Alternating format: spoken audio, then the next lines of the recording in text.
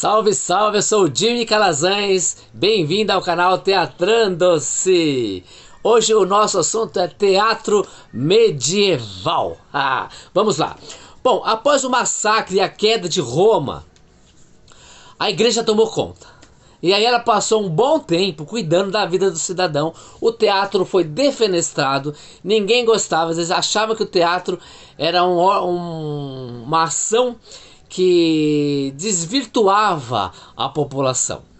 E aí, ó, defenestraram o pobre do nosso teatro. Quando ele voltou, muito tempo depois, ele voltou sob aquela velha fórmula da religiosidade, onde o teatro era feito em cima das datas religiosas, Páscoa, Renascimento, patati, patatá, patati, patacolá.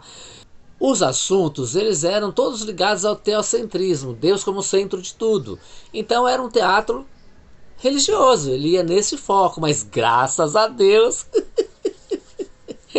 isso foi se modificando aos poucos. Esse teatro religioso, esse teatro litúrgico, ele tinha três características básicas. Os mistérios, que eram peças curtas que versavam sobre a vida de Jesus Cristo. É algo muito próximo das procissões que a gente conhece hoje.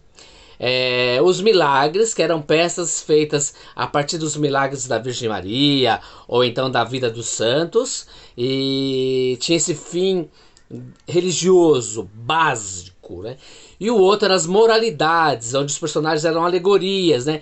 Eram os vícios, as virtudes, esses eram os personagens, os adjetivos, né? E tudo com o objetivo de colocar aí uma certa moral na coisa, como se isso fosse bom ou ruim de fazer.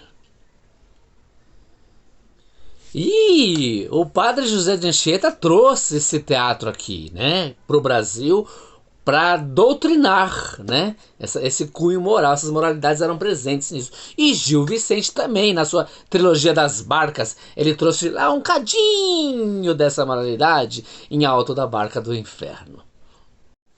Afora essas expressões litúrgicas, religiosas, existiam as encenações profanas. Elas eram feitas dentro dos castelos, nos banquetes, na hora das reuniões dos caras, né? Era ali que era feito. Existiam algumas características muito peculiares dentro dessas encenações profanas, né? Uma delas é a farsa. A farsa é um tipo de teatro muito conhecido até hoje, né? Ele teve muita consequência depois. Ele é um tipo de espetáculo pequeno, mais rápido, ele é cheio de comicidade, é muito absurdo, muito exagero, e é uma fonte que existia muito nesse tipo de teatro profano. Outros eram soltos, onde o protagonista era um tolo, que tinha uma intenção de criticar alguma coisa, né? Tinha uma criticidade, né, disso, né? Isso era os soltes. Os momos eram representações de homens, animais, recheados de mímicas, e eles usavam máscaras. Tinha os entremeses, que eram feitos entre um garfo e uma facada, eram dito uma representação teatral chamada entremeses, um jogralzinho, uma coisa mais simples, né? Existiam também os sermões burlescos, que eram monólogos recitados por atores ou jograis, geralmente com temas religiosos. Afora o tema religioso, isso é muito atual, né? Os nossos monólogos, né, recitados com tamanha interpretação, né?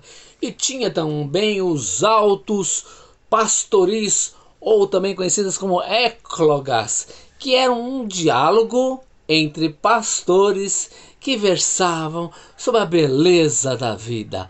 A vida é bela.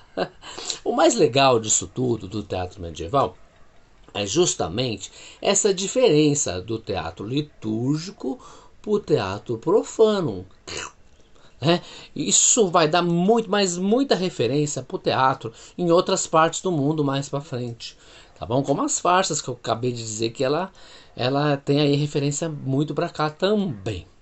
Vamos falar um pouquinho agora de alguns autores dessa época. Tem o Jean Brodel, eu vou ler aqui porque não sei, Jean Brodel, com o jogo de Adam e o jogo de St. Nicholas, e o Arnaud Greban, deve ser assim que se fala, com Paixão. Mas existia um texto, chama-se A Farsa do Advogado Patelin, ou Patelin, aí eu não sei como que vocês interpretam, que é o texto mais conhecido deste período. Assim. Ele é muito interessante, que ele versa sobre essas agruras e maquiavelices de um advogado. Eu vou ler para vocês aqui um pedacinho, só para vocês terem uma ideia. Vamos lá? Isso aqui é o Patelin conversando com a Guilhermina. Ele diz assim: eu posso jurar que não há nesta cidade melhor advogado que eu. Ninguém conhece como eu as correntes, as molas, as engrenagens dos processos. Não há quem seja mais esperto do que o Dr. Patelin para torcer as leis. Sou um verdadeiro mestre. Da trapaça, diz Guilhermina. Gente, isso é muito atual, tá bom? Um beijo e um queijo, inscreva-se no canal, veja o próximo vídeo, curta esse e passe para os amigos. Valeu, um abraço, beijo e queijo, tchau!